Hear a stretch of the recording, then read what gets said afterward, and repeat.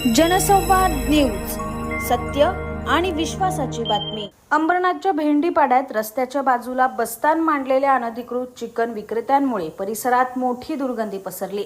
याकडे पालिका दुर्लक्ष करत असल्याने एका तरुणाने थेट गळ्यात कोंबडीच्या पायांची माळ आणि पिशवीत जैविक कचरा घेऊन पालिकेत प्रवेश केला। यामुळे एकच खळबळ उडाली। यश जगले असं या तरुणाचं नाव असून तो अंबरनाथच्या नवीन भेंडीपाड्यात राहतो। या परिसरातील अनधिकृत चिकन विक्रेते यांचा जैविक कचरा थेट नाल्यात टाकून देतात। हा कचरा अंबरनाथ नगरपालिका उचलत नाही, त्यामुळे या परिसरात मोठी दुर्गंधी पसरते।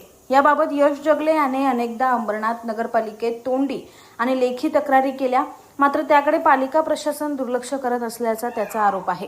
त्यामुळे आज सकाळी तो गळ्यात कोंबडींच्या पायांची माळ आणि पिशवीत चिकनवाल्यांचा जैविक कचरा घेऊन पालिकेत आला आणि थेट मुख्याधिकाऱ्यांच्या केबिन बाहेरच हा कचरा काढून ठेवला।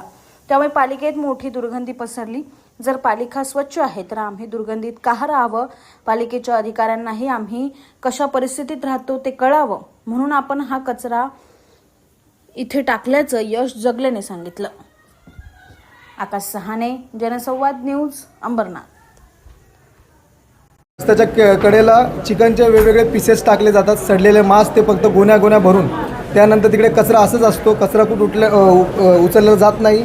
पुन्हा गटर चॉकअप झालं आहे सर। आता नेमका पाऊस येणार आहे, पावसाच्या अगोदर मी 3 महिन्यापासून फॉलोअप घेतो आहे की कुठल्याही प्रकारचा आरोग्य विभागाकडून कुठल्याही प्रतिसाद भेटत नाही।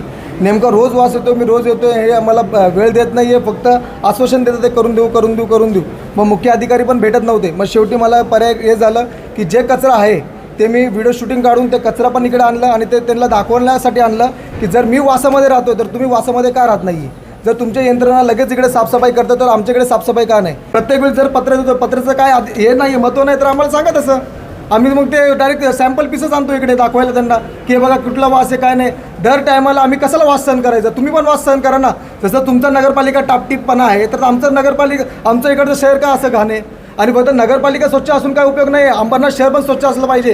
तेवढं तुम्ही मॅन पॉवर वाढा, तुमच्याकडे ताकद आहे। आज जर मला धरण्यासाठी एवढे लोक येतात आहे, मग तुम्ही ते स्वच्छता का झाली नाही हे का नाही विचारत तुम्ही अधिकाऱ्यांना? त्यांना जाब विचारा, त्यांना फाईन लावा।